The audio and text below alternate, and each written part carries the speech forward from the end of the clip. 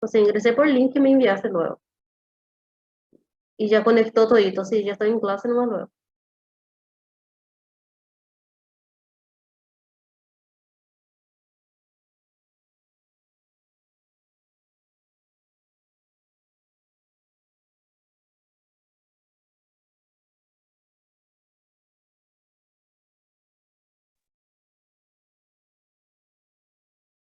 Bueno, está bien. Gracias, Damián. Bueno, chao, chao. Y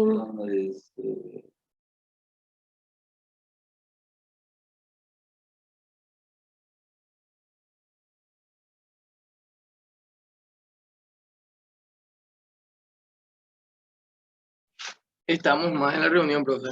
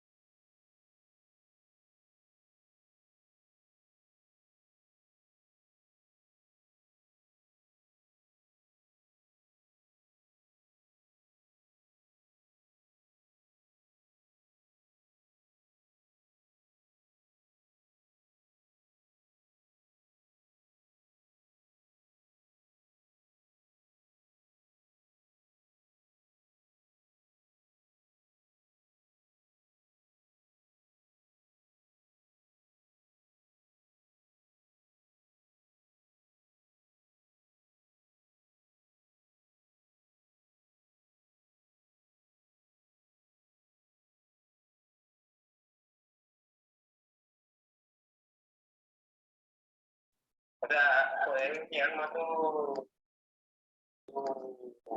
proyecto.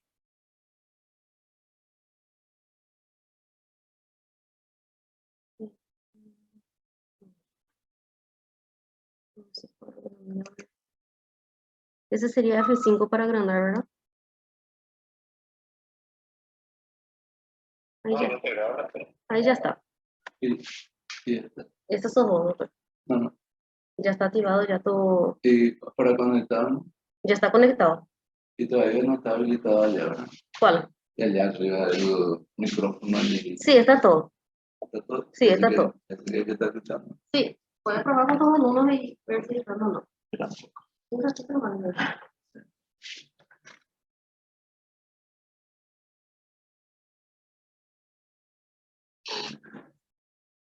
Hola, ¿cómo están? Buen día, doctor. ¿Todo bien? ¿Y usted? Bien, Buen bien. día, doctor.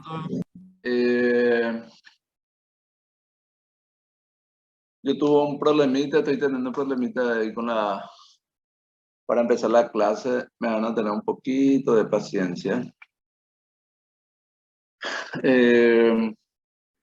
¿Ahí me escucha bien o no? Súper bien, se le escucha, doctor. Hola, le escucho muy al fondo, si me puede levantar Su volumen capaz hace falta que le levante un poco, profe. el volumen. Sí, el volumen de su equipo. Bueno.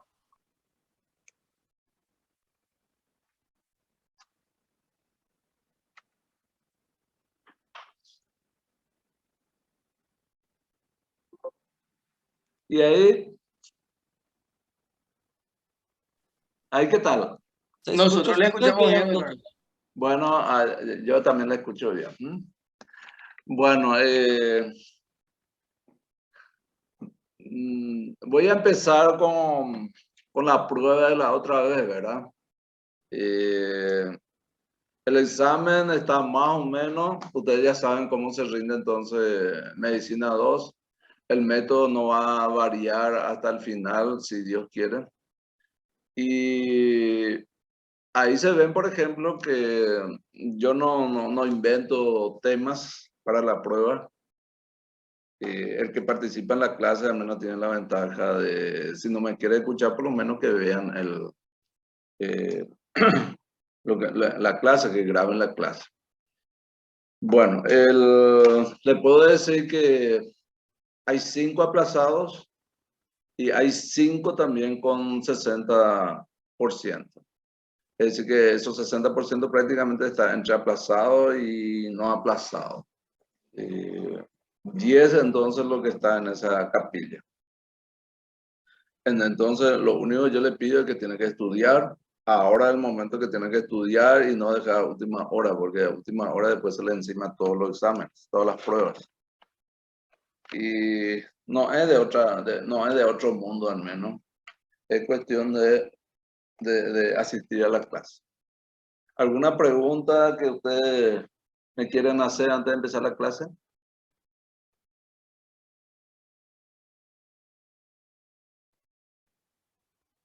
¿Me escuchan?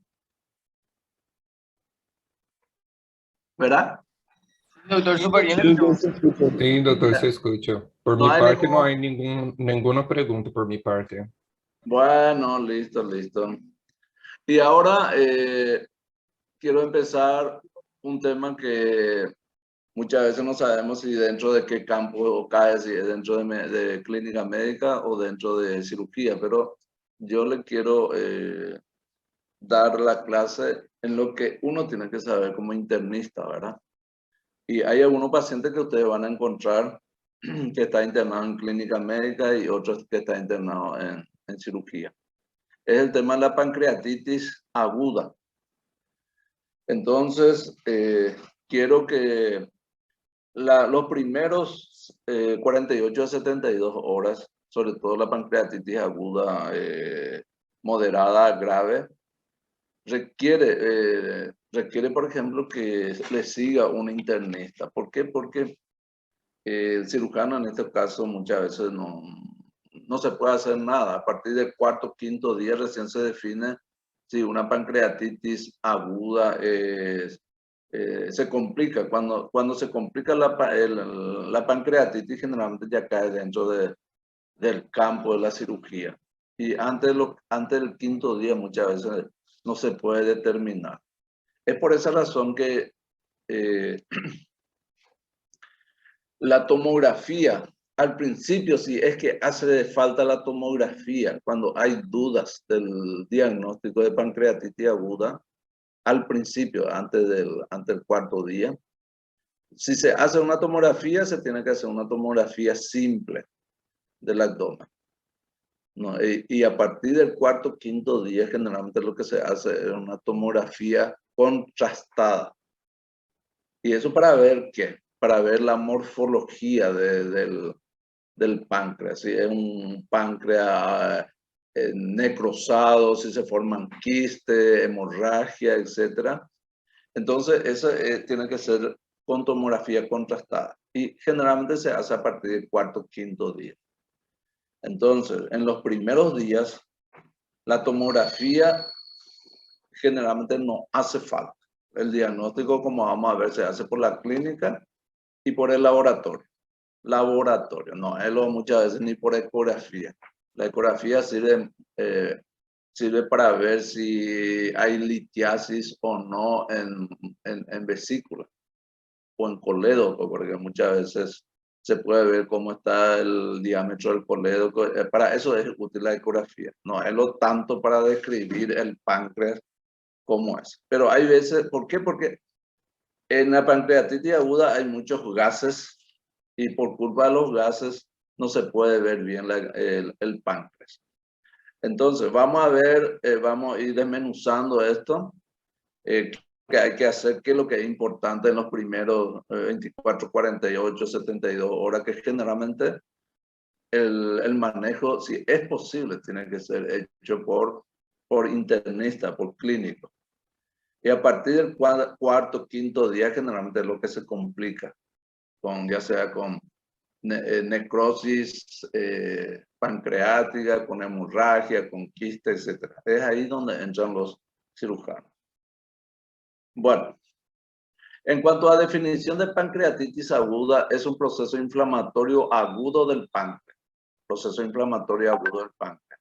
Es muy frecuente, siendo la enfermedad del aparato digestivo que ocasiona un mayor número de ingresos hospitalarios. El cuadro histopatológico se caracteriza que, en este caso, la pancreatitis aguda varía desde la pancreatitis intersticial, en el que se conserva, por ejemplo, la circulación sanguínea del páncreas, hasta la necrosante, en que se interrumpe el riego sanguíneo de dicho órgano. Y que la pancreatitis intersticial se observa en el 90-95% de las hospitalizaciones de la pancreatitis aguda. Y sin embargo, la pancreatitis necrosante se observa solamente en el 5 a 10% de las hospitalizaciones por pancreatitis aguda. Y esto se evidencia por la tomografía computarizada del abdomen. Como ya dijimos, en los primeros 4 días se hacen tomografías simples de abdomen. Entonces, como ven acá, la más frecuente es la pancreatitis aguda, en donde se conserva la circulación sanguínea. La pancreatitis aguda intersticial, en el 90% aproximadamente de este tipo.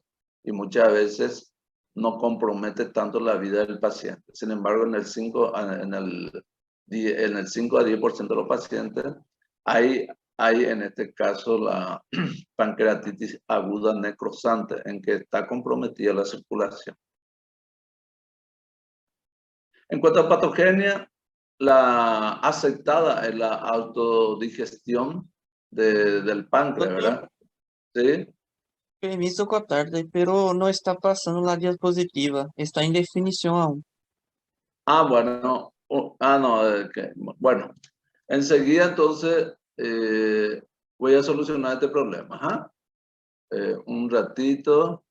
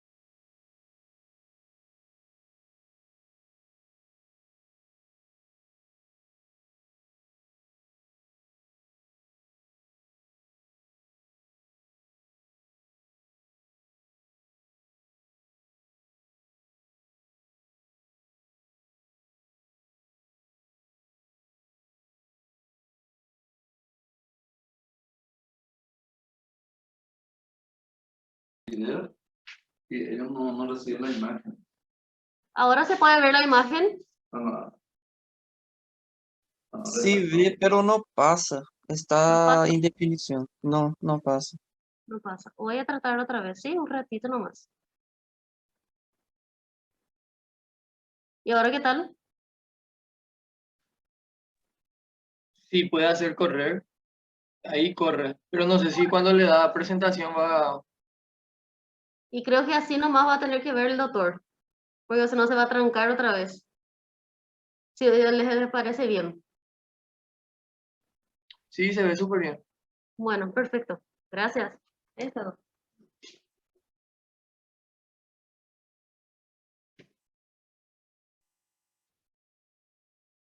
Así que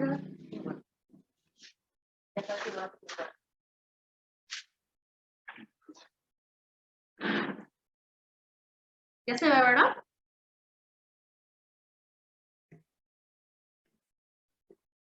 Sí, se está viendo. Bueno, Ahí se ve, ¿verdad? Sí, ¿Sí? se ve, doctor. Bueno, esa es la definición que yo le estaba diciendo, ¿verdad? Ahí está, por ejemplo, la variante que es la pancreatitis intersticial y la pancreatitis necrotizante. Solamente en el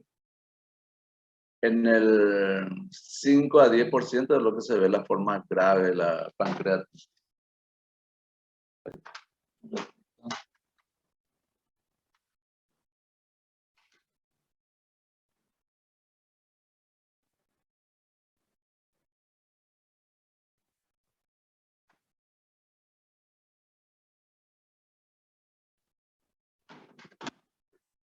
Tengo problemas, un ratito de la luz ya.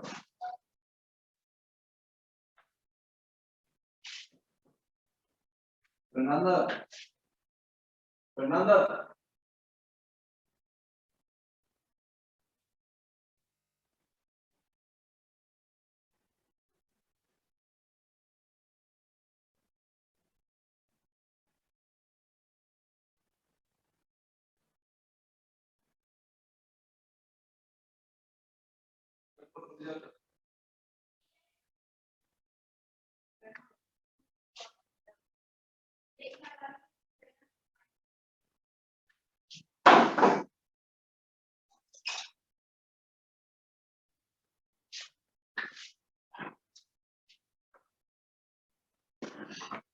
Bueno, vamos a seguir. Tengo serie de problemas acá.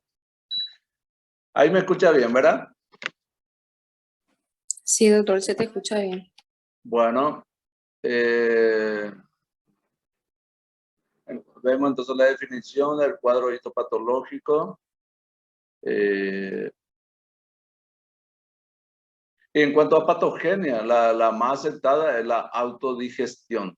Es decir, que la enzima, por ejemplo, que se produce en esta enfermedad, digiere el tejido pancreático, es la autodigestión. Esa es la patogenia más aceptada.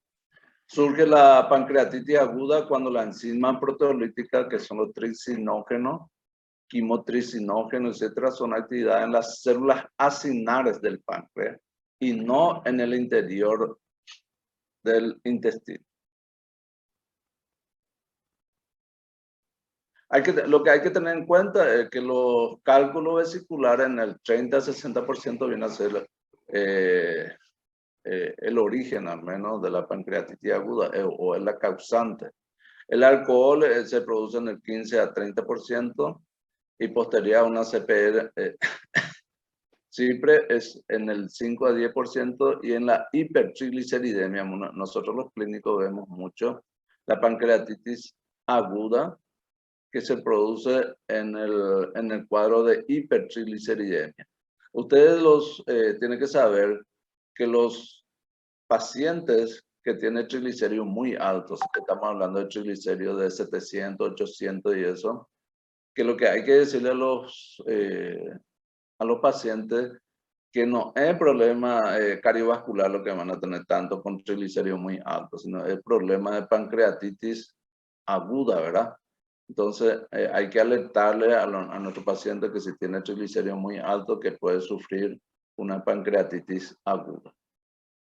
Bueno, el cuadro clínico se caracteriza, es fundamental. ¿Por qué es fundamental? Porque la pancreatitis aguda se hace el diagnóstico con la clínica y el dosaje de las enzimas. Esas dos cosas. No, la parte de imagen muchas veces no es parte del diagnóstico de la pancreatitis aguda. Si a ustedes se les pregunta cómo se hace el diagnóstico de pancreatitis aguda, es el cuadro clínico típico y el dosaje de las enzimas pancreáticas, como vamos a ver enseguida. Y ese cuadro clínico típico, ¿cómo se da? Es un dolor en la parte superior del abdomen, que puede ser epigástrico o región periumbilical. Y ese dolor se irradia en cinturón a flancos o espalda. Flanco o espalda. Este es el principal síntoma. Va desde un dolor leve hasta intenso, es constante e incapacitante. Dolor clínico típico de una pancreatitis. Son frecuentes son entonces las náuseas, vómitos, distensión abdominal por hipomotilidad gastrointestinal y por peritonitis química. Y en la exploración física, es decir, en el examen físico, lo que llama la atención son frecuentes febrículas, puede haber taquicardia e hipotensión que puede inclusive llegar al shock. Es importante este tema, por lo que yo le estaba diciendo que el clínico en los primeros 48 a 72 horas son los que se tiene que encargar el paciente. ¿Por qué? Porque como es una inflamación importante del páncreas, entonces se produce una especie, por ejemplo, de pérdida de líquido en espacio, ¿verdad? Y entonces surgen la hipotensión arterial. Y esa hipotensión arterial puede llegar al shock. Entonces, paciente que tiene una pancreatitis aguda, inclusive leve, moderada y más todavía si es una pancreatitis severa, hay que llenarle el líquido, entre comillas, ¿verdad? Entonces hay que hacerle una buena reposición del líquido a estos pacientes. Reposición del líquido. Y ahí entra la mano del clínico. En ocasiones hay ictericia, como dice acá. Son frecuentes los hallazgos pulmonares como estertores basales, atelectasia y derrame pleural. Y sobre todo del lado izquierdo.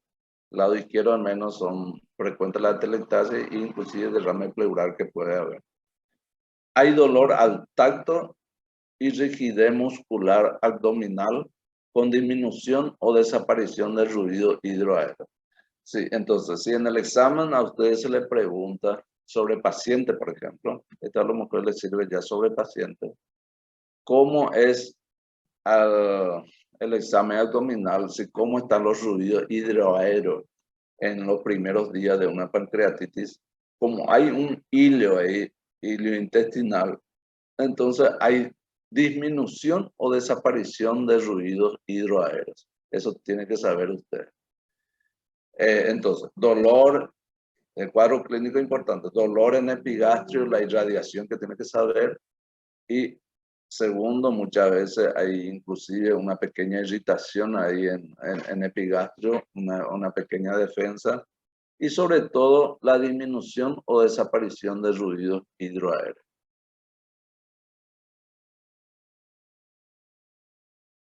El diagnóstico se confirma con 2 de los 3 criterios siguientes. Entonces, ahí así se hace el diagnóstico de pancreatitis aguda. 2 de los 3 criterios siguientes. Uno es el dolor típico en epigastrio que a veces irradia a dorso. Entonces, la parte clínica. 2, el incremento de 3 o más veces el límite superior tanto del nivel de lipasa y o amilasa sérica. Es decir, que lo ideal siempre tienen que saber ustedes que hay que hacer la determinación en sangre sobre todo, de amilasa, ¿verdad? Que es lo que siempre pedimos más, Y de siempre pedir también lipasa. La amilasa muchas veces es un poco inespecífico, no así como la lipasa, que es mucho más específica. Siempre hay que pedir usted. Y un incremento de 3 o más veces del límite superior es importante para hacer el diagnóstico. Si usted ya tiene, por ejemplo, la parte clínica y el incremento de la lipasa y o amilasa, prácticamente ahí se hace el diagnóstico. Y como yo le estaba diciendo, solamente en caso de duda, hay signos imagenológicos confirmatorios, muchas veces ante la duda o confirmatorio de pancreatitis aguda en tomografía de abdomen. Ya dijimos que en los primeros 4 días lo que se hace es una tomografía simple de abdomen, no hace falta con contraste. A partir del 5.º día, tomografía con contraste para ver ya las complicaciones. Pero para diagnóstico, si es que hace falta hacer imagen al menos, se pide tomografía simple del abdomen. Es más bien para confirmar. Y las fases de la pancreatitis aguda, se han definido 2 fases. Esto es importante, la fase que vamos a ver ahora. Se han definido 2 fases que describen la evolución hospitalaria de la enfermedad. La fase temprana y la fase tardía. La fase temprana generalmente se refiere a nuestro paciente de una evolución de menos de 2 semanas, sobre todo los primeros 48 a 72 horas. Esa es la fase temprana, menos de 2 semanas. Y ahí la mano del clínico muchas veces entra bastante. La intensidad. Hay que ver también que en pancreatitis aguda se define lo que se llama intensidad. La intensidad se define por parámetros clínicos y no por signo morfológico. Eso suele ser pregunta de examen, de pruebas parciales y también de examen sobre pacientes. ¿Cómo se define entonces la intensidad de una pancreatitis aguda? Por parámetros clínicos y no por signos morfológicos. Ese que en estos casos, por ejemplo, la parte de ecografía, tomografía simple, tomografía con contraste, no sirve para definir la intensidad de la pancreatitis aguda. Recuerden eso.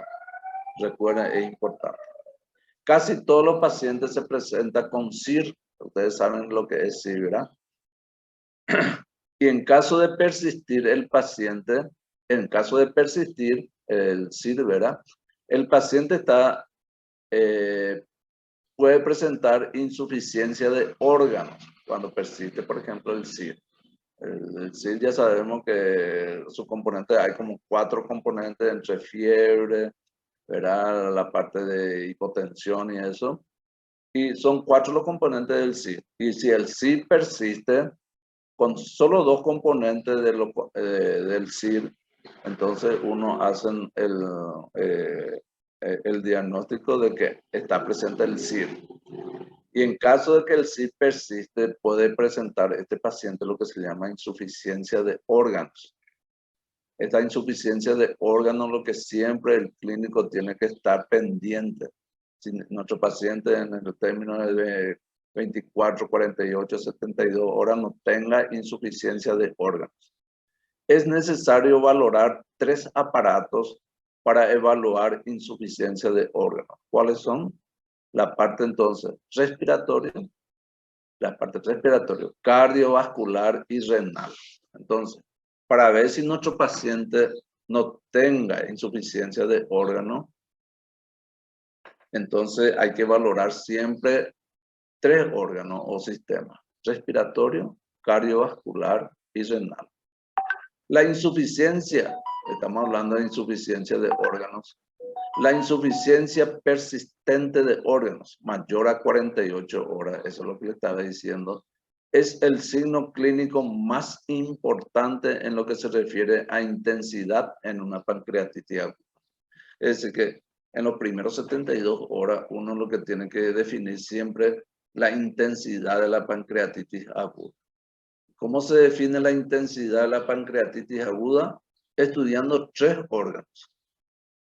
El respiratorio, si cómo respira nuestro paciente, si tiene RAL, etc. cardiovascular, si tiene no, taquicardia, hipotensión sobre todo, y renal, como vamos a ver, el renal y eso es si hay oligoanuria, anuria, y si cómo está su urea y su creatinina. Esos 3 órganos hay que estudiar bien para decir que no haya insuficiencia de órganos.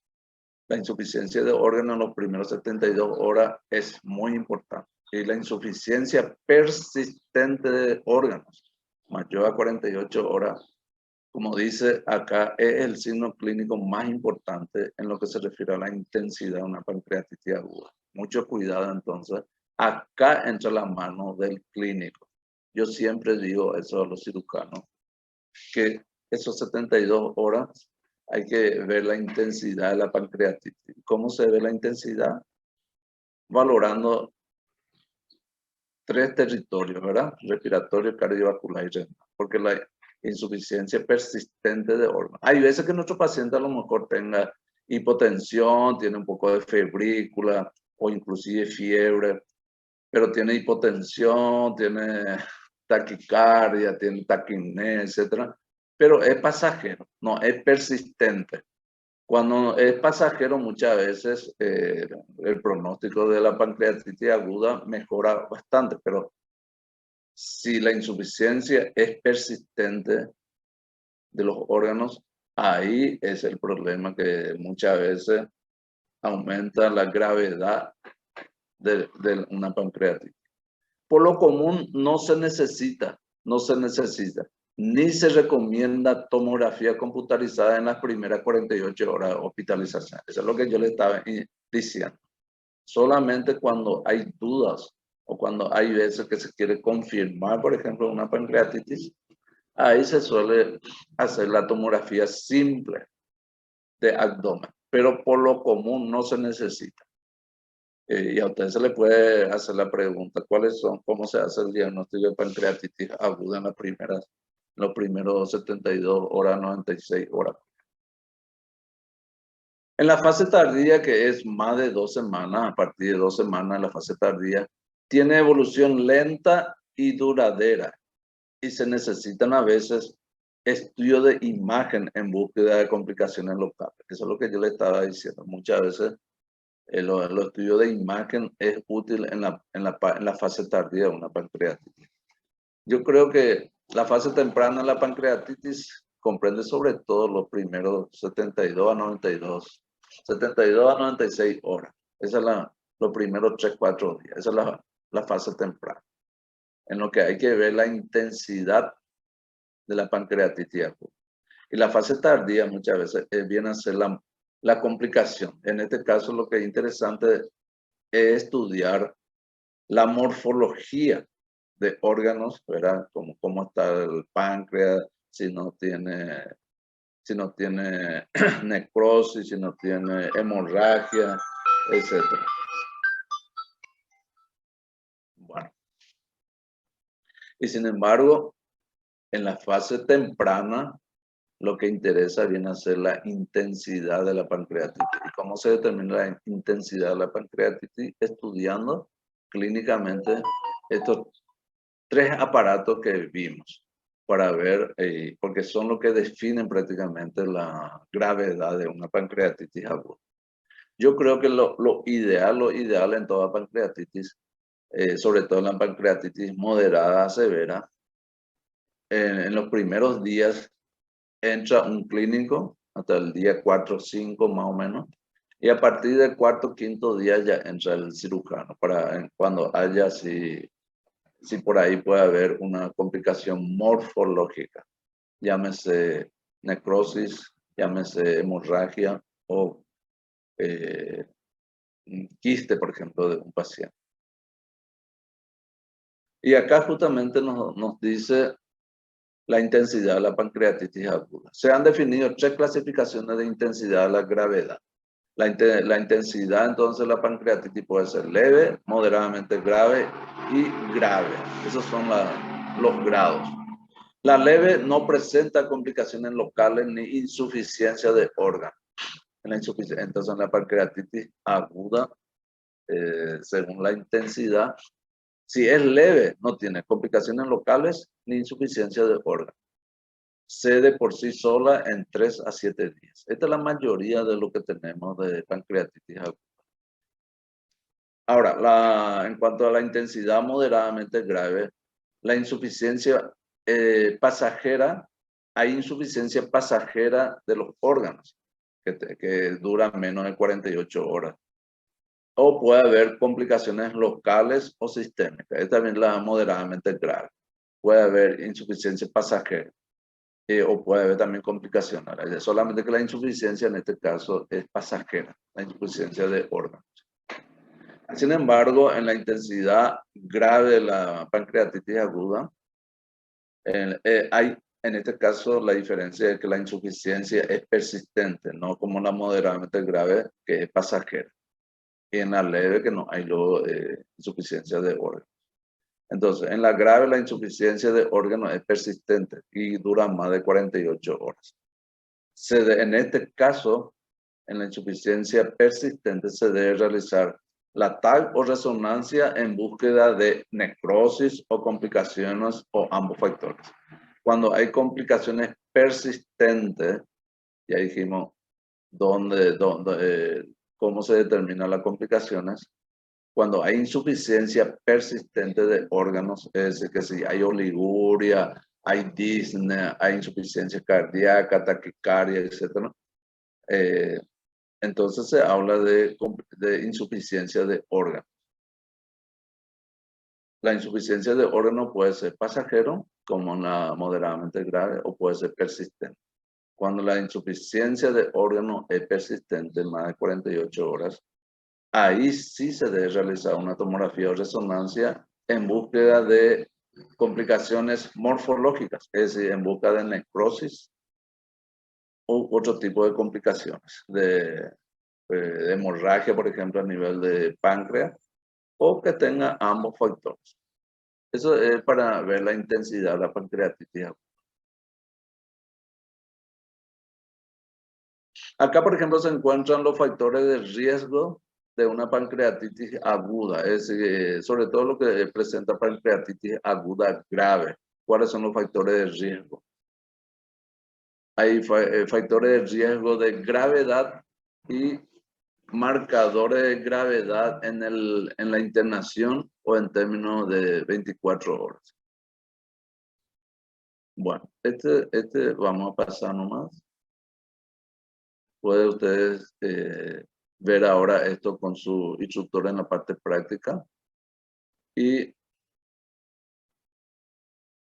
Y acá está un sistema de predicción de la gravedad de pancreatitis aguda. Es decir, que uno, si tiene un paciente con pancreatitis aguda, tiene que analizar si nuestro paciente tiene criterio de gravedad, ¿verdad? Y el criterio de gravedad ya dijimos cómo se determina por el sistema de intensidad que estábamos diciendo. ¿Y cómo se puede predecir la gravedad de una pancreatitis aguda? Está varios criterios. El criterio del CIR, criterio de Ranson, el criterio de Visat. Este criterio de Visat es, últimamente se le da mucha importancia al criterio de Visat. Son iniciales en inglés al menos. El Visat, el boom, el B, por ejemplo, el boom, el I, por ejemplo, alteración de conciencia, ese criterio del CIR, la A es la edad y la P es derrame pleural. Es decir, que para ver la gravedad de una pancreatitis, nosotros por lo menos de uno de estos tenemos que agarrarnos. Entonces, en los primeros 24 a 72 horas, agárrense del BISAC. El BISAC, por ejemplo, entonces son iniciales en inglés. Si nuestro paciente, por ejemplo, el BISAC significa el B es boom, ¿cómo está su boom? O su urea, sabemos que la urea viene a ser el boom multiplicado por 2, ¿verdad? Ese viene a ser la urea. Boom, entonces la mitad de la urea. Urea, por ejemplo, acá es de mayor a 25 y la urea tiene que ser mayor a 54. Si hay alteración del estado mental, del estado de conciencia, esa es la I. La S viene a ser criterio del CIR si tiene más de 2 criterios de CIR. El CIR ya sabemos que es fiebre, hipotensión, ¿verdad? Taquicardia. Si tiene más o menos 2 de esos criterios de CIR, entonces entra dentro del BISAC, que entra dentro de la gravedad de nuestro paciente. Edad, si tiene mayor de 60 años y si tiene derrame pleural. Entonces, pues de cualquiera de estos nosotros podemos agarrar, pero la parte funcional en los primeros 48 a 72 horas agárrese del BISAC para ver cómo está nuestro paciente, si está grave o no. Y es en esta parte que el clínico tiene más participación. Y acá, por ejemplo, en el criterio del CIR, justamente van a ver en los criterios del CIR cuáles son, ¿verdad? Tiene como 4 componentes: la frecuencia cardíaca, la temperatura, también si hay o no leucocitosis, leucopenia, y la parte de la frecuencia cardíaca, ¿no? O frecuencia respiratoria, Esos son los 4 componentes prácticamente del CIR. Esto es cuando uno quiere ver la gravedad por distintos criterios. Puede ser criterio del CIR o criterio de BISAC, por ejemplo. Si uno se agarra del criterio de Ransom, por ejemplo, tiene que tener todo esto. Lo ideal es que se maneje todo, ¿verdad? Pero no se olviden del criterio del BISAC. Y el sistema Baltasar, siempre se lo vamos a escuchar, que la pancreatitis, en pancreatitis aguda se usa el sistema Baltasar. Y en este caso, el sistema Baltasar generalmente no suele ser en los primeros días. Como ven acá, se usa ya criterios de datos, por ejemplo, de tomografía. Ya dijimos que la tomografía muchas veces antes de los 4 días no se hace, el sistema Baltasar y eso. Entonces es un poquitito más tarde lo que se usa cuando ya se puede hacer la tomografía y eso. Sistema Baltasar. Y otro por el score, por ejemplo, que muchas veces se usa. Pero esto nosotros no vamos a pedir tanto. Los cirujanos a lo mejor después le piden, ¿verdad? Cuando pasen por cirugía. O cuando uno de ustedes, por ejemplo, hace especialización en cirugía, le van a pedir todo eso. Pero recuerde que el sistema Baltasar y eso, más bien un poco más tardío. ¿Por qué? Porque es cuando ya aparecen complicaciones. Y las complicaciones en pancreatitis aguda generalmente aparecen después de 4 o 5 días. Es de cuando se usa ya la tomografía con contraste. Sin embargo, en el BISAC, acá en el BISAC, van a usar el boom, alteración del estado de conciencia, si hay o no 2 o más criterios del CIR, la edad del paciente que es mayor de 60 años y si hay derrame pleural. Son criterios clínicos como el caso de la edad y derrame pleural. También alteración del estado mental, por ejemplo, es clínico, ¿verdad? Solamente por la pena. Y laboratorio como el boom.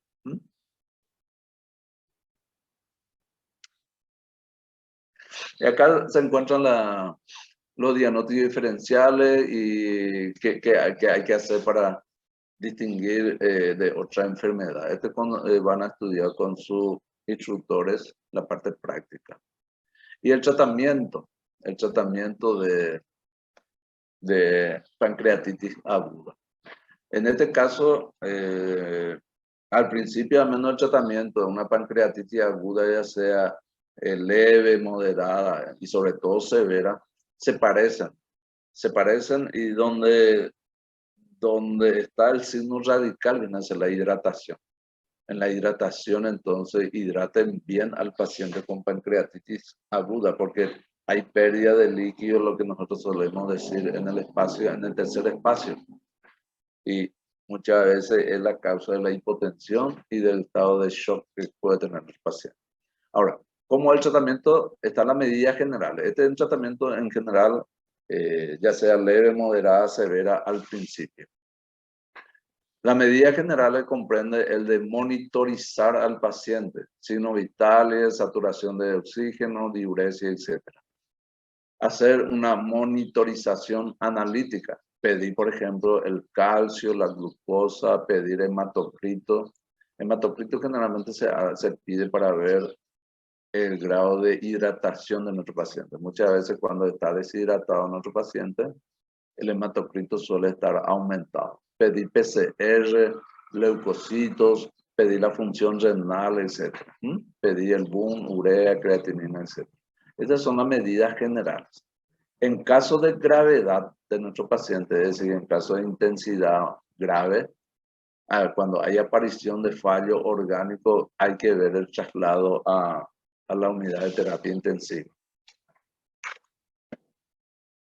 En la pancreatitis aguda leve, ahí está más o menos ya en la leve, en la más benigna al menos, debe recibir fluidoterapia entre 2,5 a 4 litros por día de lactato rico. Imagínense, esto en la fase leve, es decir, en la intensidad leve, más leve de la pancreatitis, entre 2,5 litros a 4 litros por día debe recibir. Es una buena cantidad de suero que tiene que recibir nuestro paciente de lactato rico. En la pancreatitis aguda, moderada y grave, hay secuestro de fluido, como yo le estaba diciendo, pérdida de tercer espacio. Por ello, se debe administrar fluidoterapia agresiva. Se debe administrar 5 a 10 ml por kilogramo de peso por hora de lactato rinque, hasta estabilizar al paciente. Ahí está, por ejemplo, la importancia de administrar líquido en los primeros 48 a 72 horas. Y yo siempre digo que esta es la fase en que le corresponde a manejar al clínico, al internista. En toda la fase leve, moderada y grave de la pancreatitis aguda. Entonces, vean, por ejemplo, en la leve nomás lo es entre 2,5 litros a 4 litros por día de lactato rico. En la forma moderada y severa, cuando ya hay una falla. Recuerden que en la fase moderada hay fallo de órganos, solamente que el fallo de órganos era momentáneo, que después el organismo se recupera de por sí, ¿verdad? Pero en la forma grave, en la intensidad grave al menos, el fallo de órganos ya era persistente. Y ahí vemos qué cantidad de líquido necesitamos. Me hace acordar esto de la carga que solemos hacer, por ejemplo, en un paciente con dengue, por ejemplo, de 5 a 10 ml, kilo, peso y por hora. Esa es la cantidad que debe recibir, una cantidad importante. El dolor debe ser eficazmente tratado. Se usa metamizol y opiáceos endovenosos. Siempre ustedes tienen que saber que hay que empezar con drogas menos potentes. El metamizol, por ejemplo, y si nos pasa el dolor con metamizol, hay que usar opiáceos endovenosos. En cuanto a la alimentación, en los casos leves, ¿verdad? En la intensidad leve, iniciar ingesta oral en cuanto el paciente no padezca dolor y presente peristaltismo. Recuerden que los pacientes con pancreatitis aguda, sobre todo la moderada y grave, suele tener tipo híleo. Es decir, que los ruidos hidroaéreos al menos tienen que estar muy disminuidos, inclusive abolidos. Si tiene un peristaltismo muy aumentado y eso, hay que dudar del diagnóstico de pancreatitis aguda. Entonces, en cuanto a alimentación, en los casos leves se inicia la alimentación oral, ingesta oral, cuando el paciente no presente más dolor y presente peristaltismo. La tendencia actual es la de instaurar nutrición enteral nasogástrico o nasoyeyunal si no hay adecuada tolerancia oral. Y se debe administrar heparina de bajo peso molecular, la enoxaparina, por ejemplo, para evitar trombosis venosa profunda y tromboembolismo pulmonar, como ustedes saben. Bueno, esto es lo que yo le puedo dar de de pancreatitis aguda y después es el manejo clínico. Este manejo clínico muchas veces nosotros hacemos, el manejo clínico es, por ejemplo, vamos a suponer que es para pancreatitis por hipertrigliceridemia. Eso es un manejo clínico exclusivamente. No hay nada que operar cuando hay hipertrigliceridemia y pancreatitis aguda. Uno le hace la ecografía y la ecografía abdominal generalmente es para ver si nuestro paciente tiene litiasis, por ejemplo, en vesícula.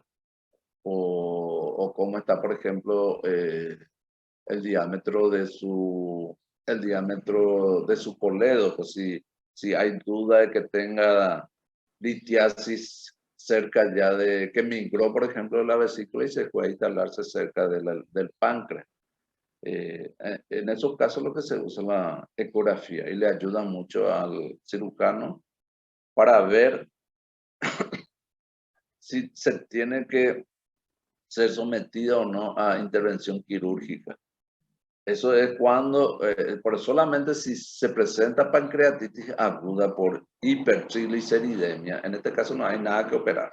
A lo mejor se le hace la ecografía y eso para ver si tiene litiasis, pero la mayoría de las veces es solamente por su triglicérido alto y el único tratamiento es el tratamiento clínico, ¿verdad? No hay nada que operar, entonces el cirujano muchas veces no tiene participación cuando es por triglicérido alto. Pero vemos que la mayoría de las veces las causas de pancreatitis aguda viene a ser la de origen de litiasis biliar, ¿verdad?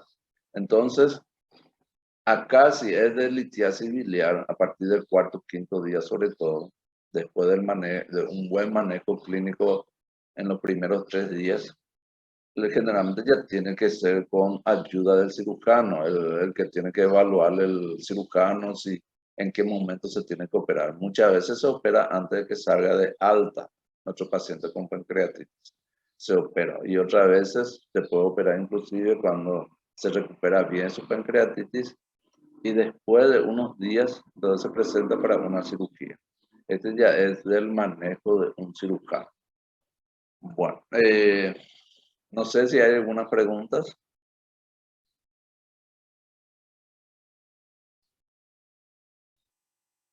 No, ¿No? doctor. No. Bueno, vamos a tener un descanso mientras toma el cafecito y eso. Un descanso y después continuamos, vamos a ver qué tema elegimos, porque hoy tuve realmente muchos problemas. Pero hasta ahora estoy teniendo con la cuestión de corriente, etcétera. Y quiero que me disculpen esa molestia menos que le estoy ocasionando en el día de hoy. Pero en cuanto a las pruebas, yo creo que no está muy mal. Seguramente yo no sé qué pasó, inclusive a nuestro delegado. No sé qué le pasó a Centurión también. La otra delegada rindió bien, hay un solo alumno que hizo 92%, ¿verdad? Y ustedes saben que entre 80 y 100%, cuando llegan ustedes a un promedio entre 80 y 100, fácilmente puede quitar un 5 en el examen final. Pero si tu promedio está alrededor de 60, entre 70, cuidado. Ese paciente nunca puede quitar un 5 en el examen, por más que rinda demasiado bien. ¿Por qué? Porque se suman. Todo, por ejemplo, si tiene 64% y si rinde muy bien, a lo mejor en el examen quita 5. Pero el promedio, por ejemplo, es de 2. 2 más 5, 7. Y eso es para 4. Hasta 4 puede quitar. 5 ya no. Pero sin embargo, el que tiene un buen promedio, 90 inclusive 80, 90. Y si rinde bien el examen, pues fácilmente puede quitar buena nota. Entre un 4 y un 5. Y desde ahora tiene que estudiar. Como le estaba diciendo, a lo mejor el examen parece que es un poco complicado, pero yo de mi clase no salgo. Y no lo iba a estar buscando, rebuscando preguntas, ¿no? Generalmente de mi clase no salgo. Bueno, quedamos así entonces. En un ratito volvemos para dar la otra clase, ¿sí?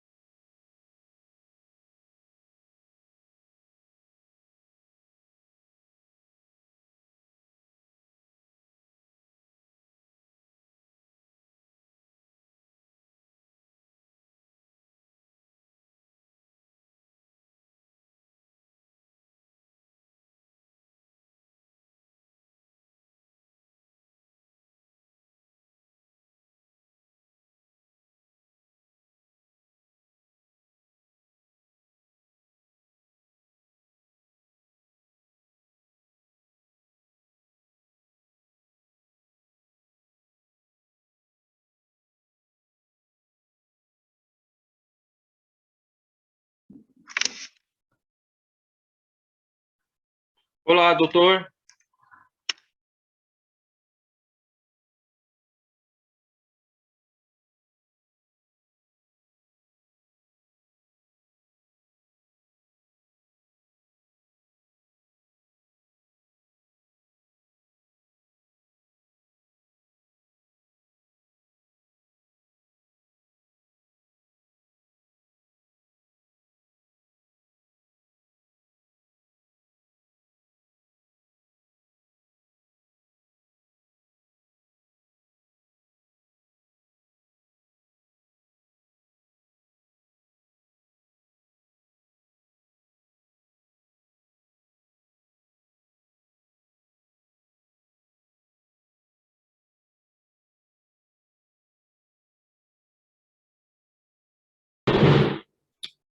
Olá, doutor.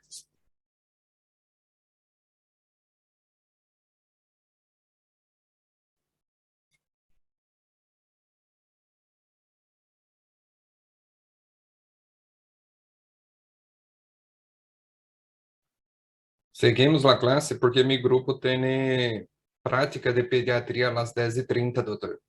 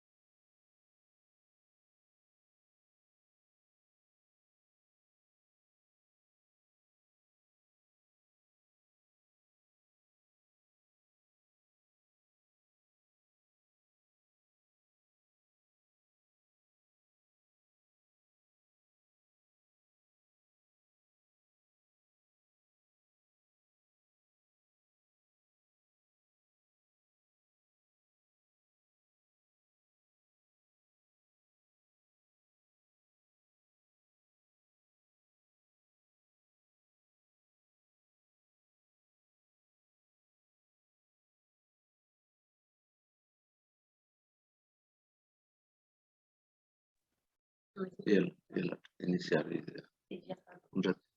¿En qué vas a hacer? Y,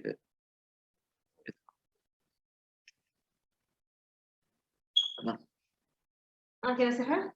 Hasta luego. Ahí está. no es Mm. quitar eso que está que aparece.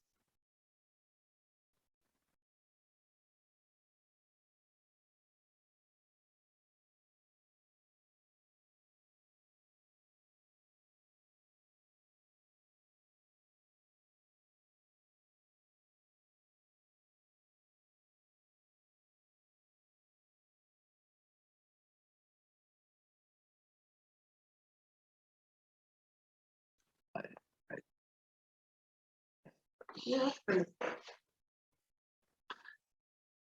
Hola, hola, ¿cómo están? ¿Me escucha, verdad?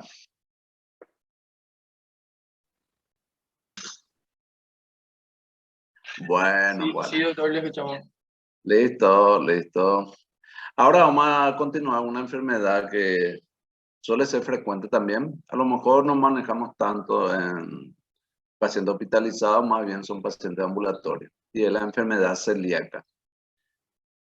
En cuanto a definición, es un trastorno multisistémico resultado de una respuesta inapropiada al gluten ingerido, ¿verdad? Al gluten ingerido.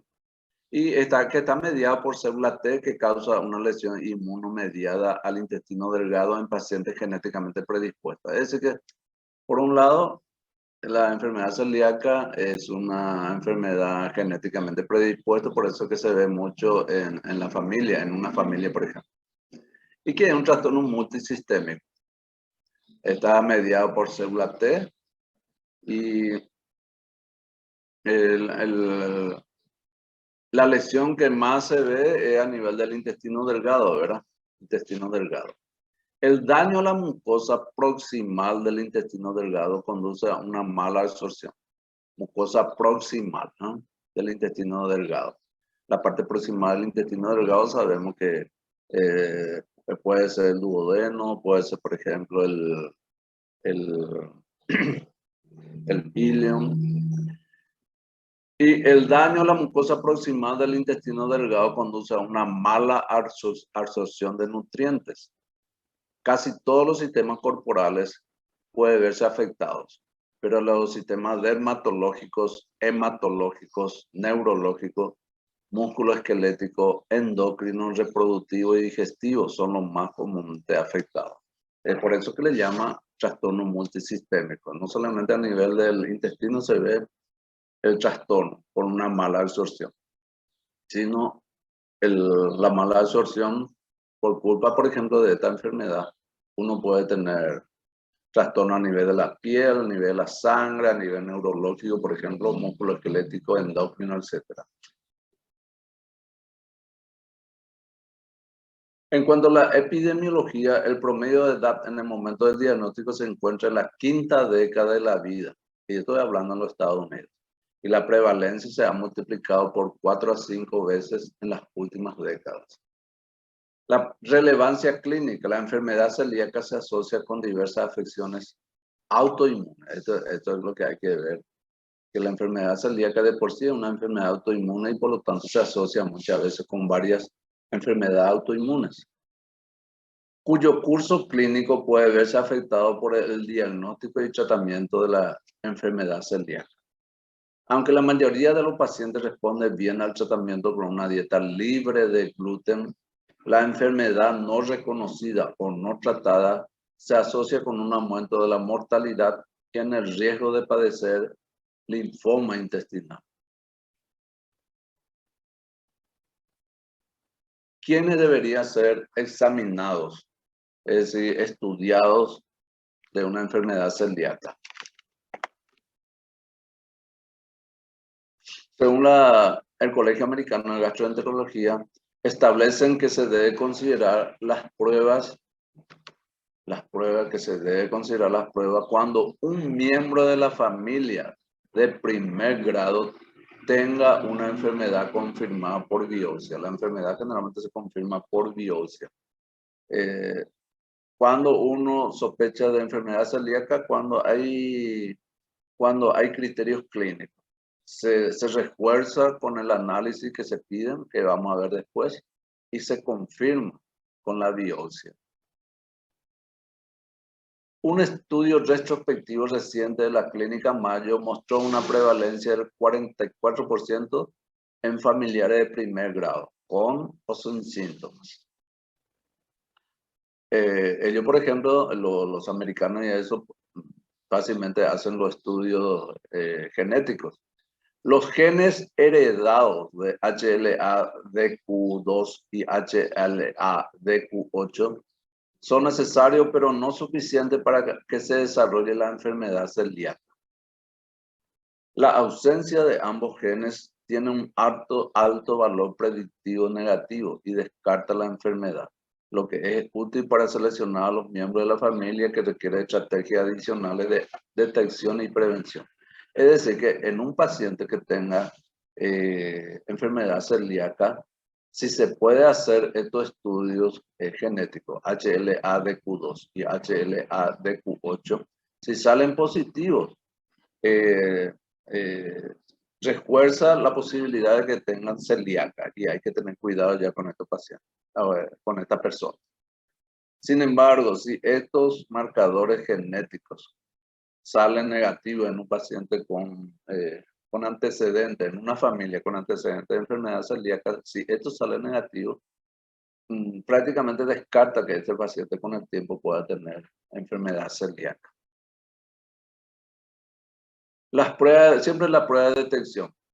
La primera prueba de detección para familiares con enfermedad celíaca es la PCR de una muestra de sangre o de frotis de la mejilla para HLA-DQ2 o HLA-DQ8. Esas son las primeras pruebas entonces que se puede pedir. Las personas que son positivas para cualquiera de los alelos debe someterse a una prueba de IgA antitransglutaminasa en suero. Entonces, lo que nosotros solemos pedir acá en nuestro país, en los pacientes que sospechamos que tengan celíaca, que muchas veces no pedimos HLA-DQ2, HLA-DQ8, sino directamente pedimos el anticuerpo antitransglutaminasa, que anteriormente pedíamos antiendomicio, por ejemplo, pero la que es más específico en enfermedad celíaca viene a ser la antitransglutaminasa. Debido a que la enfermedad celíaca puede desarrollarse prácticamente en cualquiera. Sí. Debido a que la enfermedad celíaca puede desarrollarse prácticamente en cualquier momento, la identificación de los miembros de una familia que están en riesgo mediante el uso de la prueba de HLA-DQ pueden prevenir pruebas innecesarias de IgA antiglutaminasa en aquellos que no están en riesgo. Es decir, si uno es, si son parientes de enfermedad celíaca y hacen esta prueba de HLA-DQ8, ¿no? 8DQ2 y sale negativo, entonces no hace falta hacerle el estudio del anticuerpo IgA antitransglutaminasa frecuente, porque esta prueba negativa tiene un alto valor negativo, ¿verdad? De que nuestro paciente no tenga enfermedad celíaca o no puedan tener con el tiempo enfermedad celíaca. Entonces, no hagamos cada rato la determinación del anticuerpo IgA antitransglutaminasa en aquellos pacientes que tengan HLA-DQ negativo.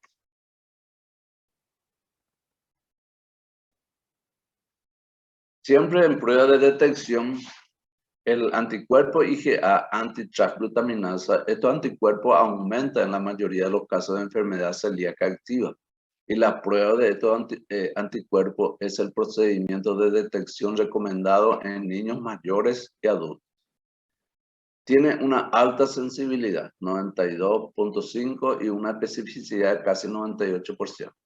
Es decir, que si nosotros pensamos en enfermedad celíaca, sobre todo en parientes que tengan celíaca, si nosotros le pedimos el anticuerpo IgA antitransglutaminasa y sale positivo, tiene una alta sensibilidad y una alta especificidad también.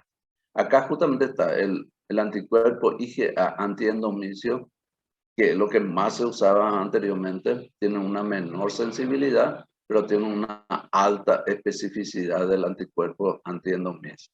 Es decir, que si sale positivo el anticuerpo antiendomicio, la especificidad es muy alta, casi el 100%, inclusive más alta que la antitransglutaminasa. Y el IgA antigliadina, que se usaba también antes, actualmente ya no se recomienda debido a su baja sensibilidad y especificidad. Entonces, de todas las pruebas que nosotros utilizamos en nuestro país, hermano, la que tiene mayor especificidad viene a ser el antiendomicio. Y la que tiene alta sensibilidad viene a ser el antitransglutaminasa IgA. Eso tiene que saber porque en la práctica le va a servir mucho. Si esto sale positivo, si estamos en presencia de un paciente que posiblemente tenga enfermedad celíaca, ya sea porque tenga mucha diarrea al consumo de gluten, hay veces que pacientes que no tienen diarrea, al contrario, tienen estreñimiento, pacientes con enfermedad celíaca, tienen mucho estreñimiento, pero ese estreñimiento se caracteriza porque el paciente tiene meteorismo, tiene, por ejemplo, crecimiento abdominal, etc. Lo mismo se hace entonces esta prueba, es decir, que la enfermedad celíaca no se caracteriza solamente por tener diarrea con el consumo de gluten. Puede ser totalmente lo contrario, el estreñimiento también. En resumen, el cribado de adultos asintomáticos, estamos hablando de adultos asintomáticos con alto riesgo de enfermedad celíaca, es controvertido. Los familiares de primer grado de pacientes con enfermedad celíaca confirmada y aquellos con afecciones como diabetes de tipo 1, esas son las afecciones autoinmunes, ¿verdad? Aquellos con afecciones como diabetes tipo 1, enfermedad tiroidea autoinmune, enfermedades hepatobiliares autoinmunes y síndrome de Down o Turner, debe considerarse para la prueba de HLA-DQ2 o HLA-DQ8. Todas estas enfermedades autoinmunes, diabetes tipo 1, todo esto, enfermedad tiroidea autoinmune como tiroiditis Hashimoto, si se puede, en un país donde se hace, lo ideal es que se haga también este estudio genético, HLA-DQ2 o HLA-DQ8. Y de acuerdo a esto, si salen positivos o no, se van pidiendo otro estudio. Se debe utilizar el anticuerpo IgA antitransglutaminasa para realizar la prueba en adultos y niños mayores. Es decir, que en adultos y niños mayores que tenga, por ejemplo, este HLA-DQ positivo, entonces se debe realizar la prueba, el anticuerpo antitransglutaminasa IgA. Y cuando se hacen, por ejemplo, en estudios en adultos y niños mayores, a menos que tenga deficiencia, porque hay enfermedades que hay deficiencia de IgA, entonces puede ser que salga negativo. En este caso, si tiene deficiencia de IgA, se pide el anticuerpo antitransglutaminasa IgG. Toda la persona con un resultado positivo en la prueba de anticuerpo IgA antitransglutaminasa debe someterse a una endoscopía esófago-gastroduodenal con toma de biopsia duodenal para confirmar el diagnóstico. Entonces, el que hace el diagnóstico definitivo viene a ser la biopsia duodenal, al menos, para esto en el caso para hacer el diagnóstico definitivo de celíaca. Entonces, si vamos ya al caso, en familiares de primer grado de enfermedad celíaca, uno, si es posible, hay que realizarle el estudio genético, HLA-DQ2, HLA-DQ8. Si esto sale positivo, entonces se tiene que pedir las determinaciones periódicas, sobre todo, de IgA el anti-IgA transglutaminasa, si sale positivo el HAL de Q2 o de Q8.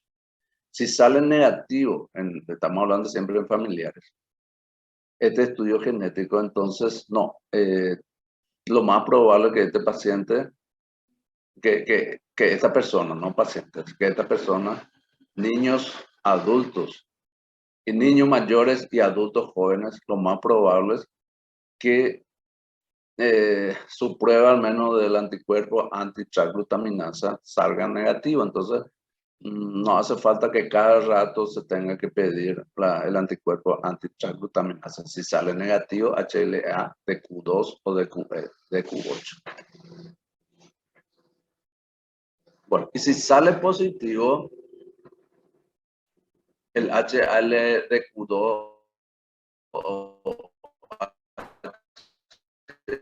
HLA de Q8 y sale positivo, está positivo también. Para confirmar el diagnóstico se tiene que hacer una biopsia de la mucosa duodenal para confirmar el diagnóstico. Entonces, si en la pregunta sale, ¿cuál es el que hace el diagnóstico definitivo de enfermedad celíaca? Es la biopsia duodenal. Ahí está esa es la que hace el diagnóstico definitivo de celíaca. Recuerden, porque es una pregunta de prueba, una pregunta de examen.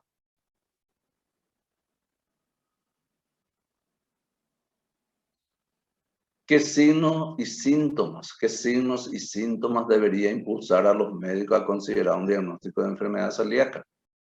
Son, por ejemplo, sabemos que uno piensa en lo siguiente: síntomas gastrointestinales, que son los más frecuentes. Diarrea, 50% de los pacientes tienen diarrea. Entonces, pacientes con diarrea frecuente. Hábito intestinal alterado, ya dijimos que puede ser estreñimiento también, flatulencia, pirosis y pérdida de peso. Entonces, estos pacientes, sobre todo esta pérdida de peso, siempre debe hacer pensar en la posibilidad que podemos estar en presencia de celíaca. ¿Por qué razón? Porque hay síndrome de mala absorción.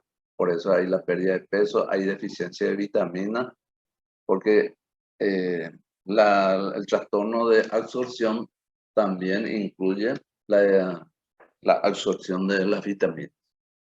Síntomas no gastrointestinales: la cefalea, la depresión, la parestesia, síntomas articulares, erupciones cutáneas y fatiga. Por ejemplo, la depresión, parestesia, eso muchas veces, sobre todo la parestesia, muchas veces se refiere a falta de complejo B, por ejemplo, ¿verdad? ¿Y por qué deficiencia de complejo B? Porque hay una pérdida hay una alteración de la absorción del complejo B. Entonces, todo lo que no se absorbe en la mucosa intestinal, hay deficiencia. Y cuando hay deficiencia de los elementos, ya sea de calcio, fósforo, vitamina D, complejo B y eso tiene su manifestación clínica, ¿verdad? Entonces, no solamente tenemos que estar pensando en diarreas, ¿verdad? 50% de los pacientes nomás tienen diarrea. Puede ser estreñimiento. Desde el momento que tiene que haber hábitos intestinales alterados. Desde el momento que hay hábitos intestinales alterados, ya hay que pensar también en celíaca. La enfermedad celíaca no suele asociarse con signos físicos específicos distintos de la dermatitis herpetiforme, y el examen físico puede no arrojar hallazgo específico.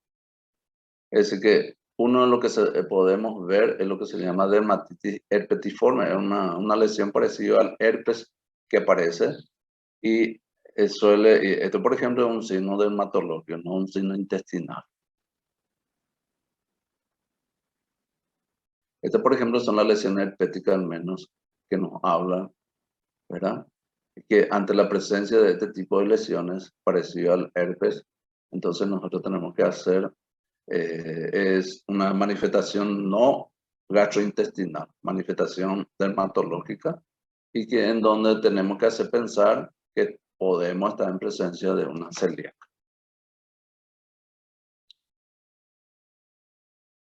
¿Qué signos y síntomas debería impulsar a los médicos a considerar un diagnóstico de enfermedad celíaca? Acá vamos a ir viendo lo que le estaba diciendo, cuando hay un déficit de absorción de alguna vitamina, etc. Por ejemplo, la deficiencia de hierro, de la absorción de hierro, es común en los pacientes con celíaca. Y se observa a menudo en pacientes recién diagnosticados. Es decir, que sabemos que la deficiencia de hierro muchas veces trae la anemia, ¿verdad? La anemia, como van a ver ustedes, la anemia microcítica hipocrómica es producida por deficiencia de hierro. ¿Y cómo determinar la anemia microcítica hipocrómica? El doctor Bousia después le van a hablar de esto. Entonces, sobre todo en el recién diagnosticado es frecuente la anemia producida por deficiencia de absorción de hierro. La enfermedad celíaca debe considerarse en mujeres con menstruación y en personas menores de 50 años con deficiencia de hierro inexplicable, especialmente si son resistentes a los suplementos de hierro por vía oral. Entonces, la enfermedad celíaca debe considerarse en mujeres con menstruación, ¿sí? Es decir, que menstrua, pero sin embargo tiene deficiencia de hierro. Y en personas menores de 50 años con deficiencia de hierro inexplicable, especialmente si son resistentes. Hay veces que le damos hierro para mejorar su anemia y no mejora este paciente. Y sin embargo, los pacientes mayores de 50 años con anemia por deficiencia de hierro inexplicable debe ser remitido para pruebas gastrointestinales, incluida una endoscopía digestiva alta con biopsia duodenal y colonoscopia. Entonces, nos dice qué podemos hacer con personas con deficiencia de hierro menores de 50 años y deficiencia de hierro mayores de 50 años. La enfermedad celíaca puede resultar en un déficit de vitamina D, como estábamos diciendo, y mala absorción de calcio.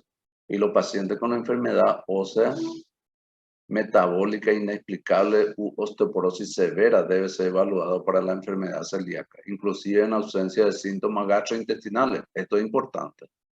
Hay veces que le dice, ¿por qué me pide un estudio de celíaca si yo no tengo diarrea? Entonces, si hay déficit de vitamina D, porque ahora últimamente la vitamina D, el déficit de vitamina D se está estudiando mucho. Y una de las causas del déficit de vitamina D viene a ser la enfermedad celíaca. ¿Por qué se presenta déficit de vitamina D en la celíaca? Es por mala absorción de la vitamina D a nivel intestinal. Esto se aplica especialmente a pacientes con osteomalacia o densidad ósea reducida a una edad temprana o a hombres que desarrollan osteoporosis. Los hombres generalmente no desarrollan osteoporosis. Y si el hombre desarrolla osteoporosis, cuidado, que puede ser una celíaca. Se debe considerar una evaluación de la enfermedad celíaca comenzando con pruebas serológicas en mujeres y hombres con infertilidad inexplicable. Cuidado con esto. ¿Cuántas mujeres, hombres que consultan por diversos consultorios con diversos especialistas tratando de explicar la infertilidad? Y cuidado que puede ser una enfermedad celíaca. El embarazo de mujeres con enfermedad celíaca no tratada puede resultar en bebés pequeños para su edad gestacional y restricción del crecimiento intrauterino. El tratamiento de la enfermedad celíaca parece mejorar la fertilidad y los resultados del embarazo. La neuropatía axonal y la ataxia cerebelosa. Esto es generalmente por falta de absorción de vitaminas. La neuropatía axonal, por ejemplo. Se encuentra entre los síntomas extraintestinales más comunes asociados con la enfermedad celíaca y se han relacionado con niveles elevados de anticuerpos antigliadina, incluso cuando faltan las características patológicas duodenales. Debido a que se han informado que algunos pacientes responden a una dieta sin gluten, la evaluación serológica de la enfermedad celíaca debe considerarse en la neuropatía periférica idiopática o ataxia cerebelosa. En un paciente con neuropatía periférica idiopática, por ejemplo, si tiene neuropatía periférica y es un diabético, generalmente nosotros atribuimos a la diabetes, la neuropatía periférica. Pero si tiene una neuropatía periférica y no es diabético, etcétera, etcétera, entonces debemos pensar que es una mala absorción de complejo B, por ejemplo, la vitamina B1, por ejemplo, la mala absorción de la vitamina B1, y por lo tanto debemos buscar. ¿Por qué una deficiencia de absorción? Debemos buscar causas como la enfermedad celíaca.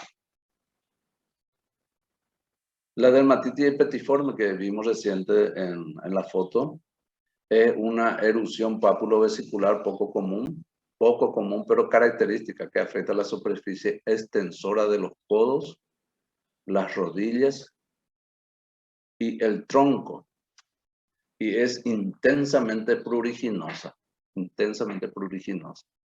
Aunque las muestras de biopsia intestinal de pacientes con este trastorno son indistinguibles de las muestras de aquellos con enfermedad celíaca, los síntomas típicos de mala absorción a menudo están ausentes cuando hay dermatitis epetiforme. La dermatitis epetiforme debe solicitar una consulta dermatológica para obtener muestras de biopsia de piel de áreas perilesionales para tinción histológica e inmunofluorescencia. Cuando la biopsia de piel confirma el diagnóstico de dermatitis epetiforme, no se necesitan biopsias intestinales. Eso es importante. Se recomienda una dieta libre de gluten de por vida. Entonces, recuerden que esas lesiones que les mostré al menos es lo que se llama dermatitis epetiforme. Aparece en tronco, en la superficie tensora de codo, la rodilla, por ejemplo. Y es intensamente pruriginosa. Algunos a lo mejor le tratan como una dermatitis por micosis. Entonces, recuerden que puede ser un signo extraintestinal de una enfermedad celíaca. Los diagnósticos diferenciales que hay que hacer de enfermedad celíaca es, hay veces, por ejemplo, la intolerancia a la lactosa u otro carbohidrato famoso que al tomar leche, por ejemplo, tiene diarrea o tiene meteorismo, etc. Trastornos gastrointestinales funcionales de nuestros pacientes, trastornos inflamatorios del intestino, que vamos a ver en otra clase, son la colitis ulcerosa, etc. La enteropatía proteica, por ejemplo, que es una enfermedad, una entidad diferente, y la enteropatía inducida por fármacos. Hay algunos fármacos que pueden producir también una enteropatía. Son los diagnósticos diferenciales que tenemos que hacer. ¿Cuál es el papel de la endoscopía en la evolución de un paciente con probable celiaquía? La endoscopía se utiliza principalmente para confirmar el diagnóstico obteniendo muestras de biopsia del intestino delgado proximal. Eso es interesante. La biopsia se hace en la mucosa del intestino delgado proximal en pacientes con resultados positivos de la prueba serológica, es decir, la antigliodina. Si por ejemplo le sale el anticuerpo IgA, antitransglutaminasa o antiendomicio, si sale positivo eso, o si existe una alta sospecha clínica de enfermedad celíaca en ausencia de resultados positivos de la prueba serológica. Hay veces que a lo mejor la prueba clínica, es decir, la diarrea y eso, cuando consumen gluten, se presentan entonces los síntomas característicos. Y uno le hace, por ejemplo, la prueba del anticuerpo antitransglutaminasa negativa. Clínica positiva, pero anticuerpo negativo. En estos casos, por ejemplo, es importante que se le haga una biopsia, lo mismo, se le haga una biopsia de la mucosa de la enfermedad del intestino proximal. En ese caso tiene importancia y sabemos que la biopsia de la mucosa duodenal es la que hace el diagnóstico definitivo. En presencia de síntomas, y hay veces, por ejemplo, que en ausencia de síntomas, en ausencia de diarrea, por ejemplo. Las tomas de biopsia deben realizarse aún si no se observan cambios endoscópicos. Eso es interesante. Siempre hay que hacerse la prueba de biopsia en estos casos, aún si no se ven cambios endoscópicos, ¿verdad? La mucosa. ¿Se puede evitar la biopsia? Estudios recientes se plantean para evitar la biopsia en base a 3 criterios. Entonces, evitar la biopsia, ¿en qué caso? El IgA transglutaminasa con valores mayor a 10 veces el normal. Cuando uno tiene estos valores de anticuerpos, 10 veces el valor normal, se puede evitar ya la biopsia. Cuando tenga anticuerpos antiendometrio positivo también se puede evitar la biopsia. O cuando HLA-DQ2 y o HLA-DQ2 de Q8 son positivos. En estos 3 casos se puede evitar la biopsia y ya se hace el diagnóstico. Por ejemplo, el HLA-DQ2 y o HLA-DQ8 en componentes de familiares de primer grado de enfermedad celíaca. Cuando salen positivos esto en una familia conocida celíaca, entonces a lo mejor ya se puede evitar la biopsia. O cuando esta serología, por ejemplo, el antitransglutaminasa IgA, son positivos mayores a 10 veces normal, o el anticuerpo antiendometrio que se pide mucho también es positivo, porque ya dijimos que el antiendometrio positivo hay una especificidad prácticamente del 100%. En este caso se puede evitar la biopsia.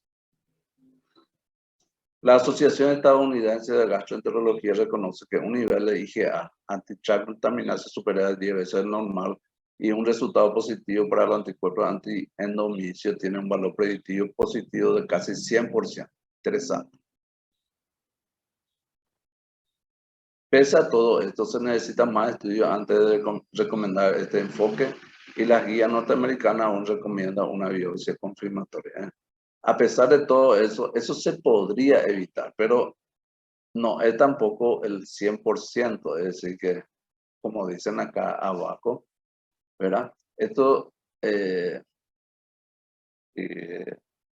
¿cómo le voy a decir?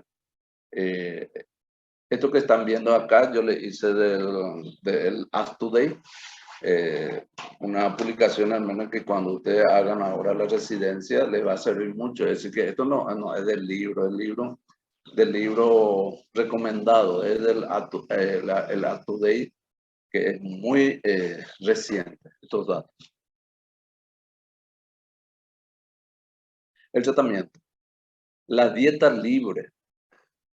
La dieta libre de gluten es la piedra angular de la terapia para la enfermedad celíaca. Cuando ustedes encuentran, confirman una enfermedad celíaca, si es posible, hay que enviar a la nutricionista para darle el menú que corresponde. Usted lo que tiene que hacer es indicarle dieta libre de gluten y viene a ser la nutricionista la que le da el menú realmente. La motivación y la educación del paciente son cruciales, sobre todo porque no existe un tratamiento alternativo. No hay tratamiento alternativo con terapia para la enfermedad celíaca. La piedra fundamental del tratamiento es dieta libre en gluten. Estudios evidencian que la buena adherencia a la dieta y la curación de la mucosa previenen o mejoran las complicaciones de la enfermedad celíaca. Se sugiere seguimiento a largo plazo, aunque los síntomas a menudo se resuelven en días o semanas posterior al inicio del tratamiento. El daño reaparecerá si se reintroduce el gluten a la dieta debido a que la intolerancia inmunológica al gluten no desaparece. Entonces es importante saber que la intolerancia inmunológica al gluten no desaparece. El seguimiento es necesario para confirmar el diagnóstico a través de una respuesta objetiva a una dieta libre de gluten y para evaluar la respuesta a la dieta. La respuesta clínica de laboratorio y serológico a la terapia dietética suele ser suficiente para medir la respuesta. Los pacientes deben ser evaluados a intervalos regulares por un equipo de atención médica que incluye un médico y un nutricionista. La frecuencia de la visita debe individualizarse y en general se recomienda un seguimiento de por vida. Los anticuerpos, antitransglutaminasa o antiendometrio, se miden cada 3 a 6 meses hasta que se encuentren dentro de los rangos normales. Si permanece elevado después de 6 a 12 meses de tratamiento, se debe considerar la endoscopia repetida con biopsia. Es en el caso de que no bajen las cifras de los anticuerpos. Muy bien.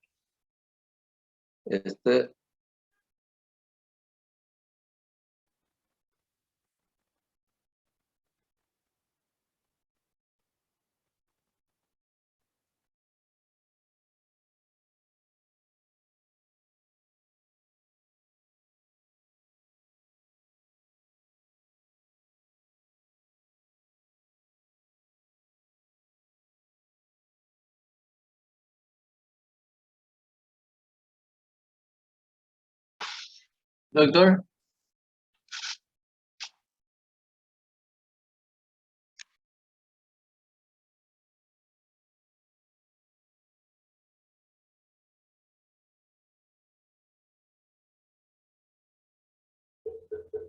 Doutor, uma consulta. Seguimos a classe porque meu grupo tem prática agora às 10h30 em Hospital Militar.